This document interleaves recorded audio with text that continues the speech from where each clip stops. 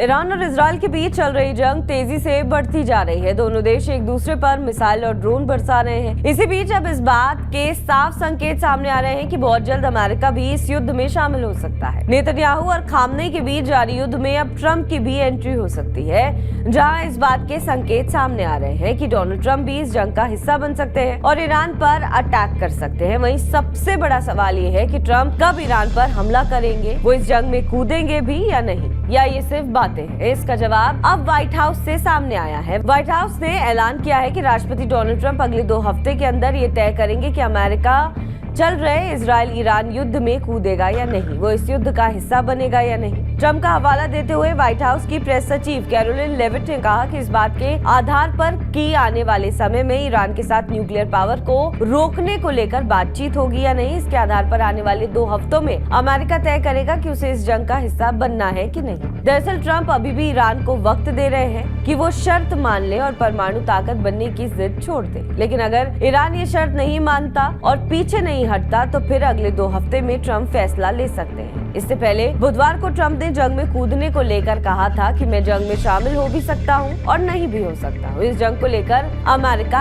Active है।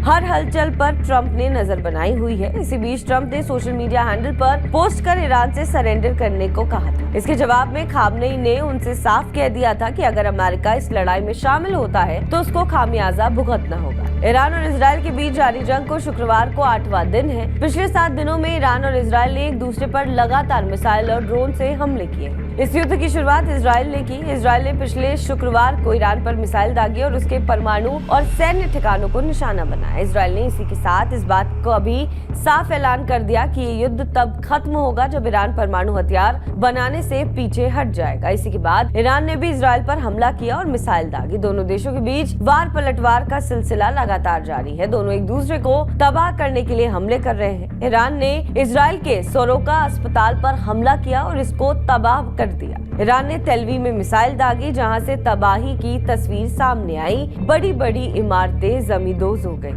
Israel के प्रधानमंत्री बेंजामिन नेतन्याहू ने ऐलान किया है कि इजरायल ईरान के खिलाफ अपने सैन्य अभियान के जरिए दुनिया का चेहरा बदल रहा है। नेतन्याहू ने कहा कि मैंने कहा था कि हम मिडिल ईस्ट का चेहरा बदल रहे हैं और अब मैं कहता हूं कि हम दुनिया का चेहरा बदल रहे हैं। इजरायल के रक्षा मंत्री इजराइल कात्ज ने कहा कि खामनेई ने खुले तौर पर ऐलान कर दिया है कि वो इजरायल को नष्ट करना चाहते हैं। वो व्यक्तिगत रूप से अस्पतालों पर गोली चलाने का आदेश दे रहे हैं। उनका टारगेट इजरायल का विनाश करना है। जहां एक तरफ लगातार ये सामने आ रहा है कि अमेरिका इस जंग का हिस्सा बन सकता है, वहीं दूसरी तरफ रूस ने अमेरिका को चेतावनी दे दी है। रूस ने अमेरिका से कहा कि इस युद्ध में अमेरिका के लिए एंट्री करना उसके लिए एक बेहद खतरनाक कदम होगा। बहरहाल इस खबर पर आपका क्या कुछ कहना है, हमें कमेंट करके जरूर बताएं। बाकी देश और विदेश की तमाम बड़ी खबरों के लिए आप देखते रहें TV9 डिजिटल।